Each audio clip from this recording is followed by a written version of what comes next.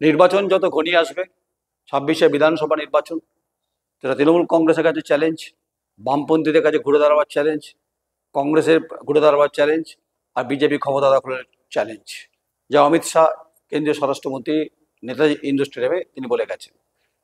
ঠিক সেই জায়গা দাঁড়িয়ে উত্তরবঙ্গের খুব গুরুত্বপূর্ণ নেতা, কংগ্রেসের বিধায়ক ছিলেন দীর্ঘদিনে শঙ্কর মালাকার। তিনি দার্জিলিং জেলার মাটিকারা নকশালবাড়ি তিনি বিধায়ক ছিলেন। তিনি তৃণমূল কংগ্রেস আর যোগ দিলেন আজকে। তাকে দল ইতিমধ্যে সাসপেন্ড করেছে। তিনি অবশ্যই, যদিও মল্লিকার্জুন খার্গে কেন্দ্রীয় সভাপতি কংগ্রেসে, তাকে তিনি জানিয়ে দিয়েছেন। কিন্তু প্রশ্ন হচ্ছে যে মাটিকারা নকশালবাড়িতে শঙ্কর মালাকারের নিজস্ব বেস আছে, এটা বাস্তব সত্য। দীর্ঘদিনে বর্ষিয়ার নেতা, বিধানসভা তোলপাড় করা, তিনি হঠাৎ করে তৃণমূলে যোগ দিলেন কেন? এ কারণ হচ্ছে যে তিনি দীর্ঘদিন যোগাযোগ রাখছেন, যে তিনি এটা বলছিলেন যে উত্তরবঙ্গে কিছু ভোট আছে, বলছিলেন যে উত্তরবঙ্গে কিছু ভোট আছে, কংগ্রেসের পকেট আছে। কিন্তু তিনি এটা বুঝেছেন যে খুব আসলে এরা মরশুমের ফুল, তো এরা বুঝতে পারে কখন কোন জায়গায় গেলে এদের কাছে বয়সটা কোনো ম্যাটার করে না।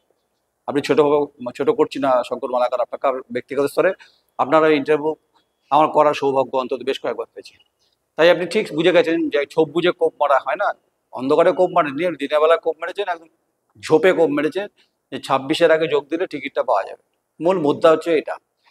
শঙ্কর মালাকারের সঙ্গে আমি আরো দুজনের কথা বলতে পারি, নামটা বলবো না। তার মধ্যে একজন উত্তর দিনাজপুরের একজন আছেন, আগে বিধায়ক ছিলেন, তিনি যোগ দিতে পারেন তৃণমূল কংগ্রেসে।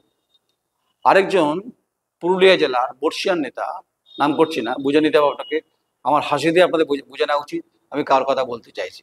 তিনিও যোগ দেবেন, সময়ের অপেক্ষা। তাহলে পুরুলিয়ার মাটিতে যেহেতু বিজেপি তারা জিতেছে 24-এ লোকসভায়, 19-এ লোকসভায়, ঠিক সে জায়গায় দাঁড়িয়ে 26-এ তাদের কাছে চ্যালেঞ্জ। পুরুলিয়ার মতো মল্লভূমির জেলা এবং গুরুত্বপূর্ণ জেলা, সেখানেও যদি যোগ দেয়, যদি কেন, যদি বলে কিছু কথা হয়, ইফস অ্যান্ড বার্ডসে কোনো গল্প নেই, তাহলে তার চান্স রয়েছে। পরপর লাইনটা পরপর আছে, খুঁটি খুঁটি বাঁধা আছে, তো পরপর খুঁটি খুলবে আর যাবে। তাহলে হয়ে গেল দার্জিলিং জেলা।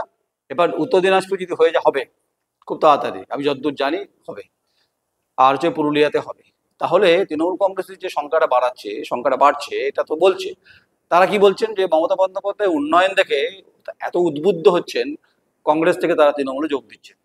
যদি রাজ্যে পশ্চিমবঙ্গে কংগ্রেস এই মুহূর্তে শূন্য, বামেরা এই মুহূর্তে শূন্য, যদিও কালীগঞ্জের উপনির্বাচনে কংগ্রেসকে সমর্থন করেছে সিপিআইএম, সমর্থন করেছে, মানে বামফ্রন্ট সমর্থন করেছে, 26-এ জোট হবে কিনা সেটা এখন থেকে পরিষ্কার নয়।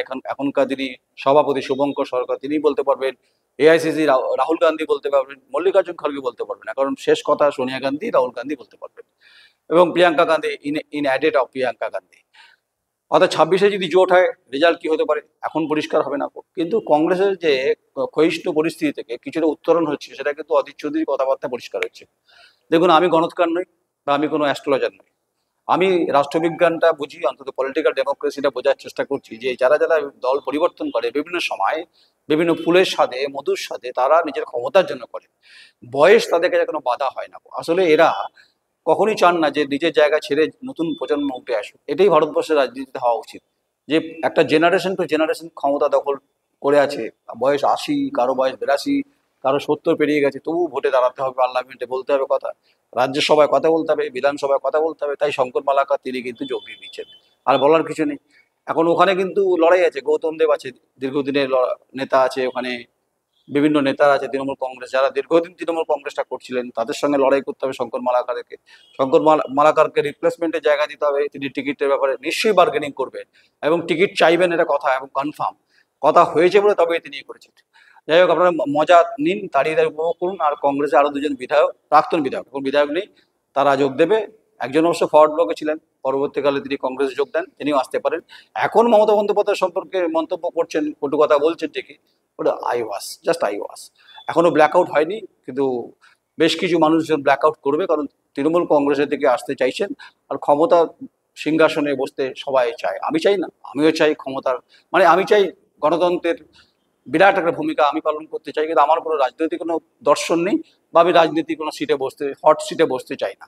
কিন্তু যারা যারা বসবেন, নাম বলে দিলে তাদের চাপ হয়ে যাবে। আমার মতো ক্ষুদ্র সাংবাদিক, আপনারা গুরুত্ব দেন না, দেবেন না।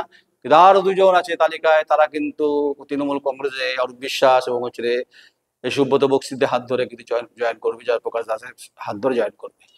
অবশ্যই মমতা বন্দ্যোপাধ্যায়ের সঙ্গে তাদের কথা হয়েছে, তাই তো তবে জয়েন করছে। যাক, দেখতে থাকুন এই রাজনীতির যে বাদানি খেলা চলছে, রিং পরপর ঘুরছে, নজর রাখুন যে কারা কারা পালিয়ে যাচ্ছে, কারা কারা চলে যাচ্ছে, কারা কারা সরে যাচ্ছে।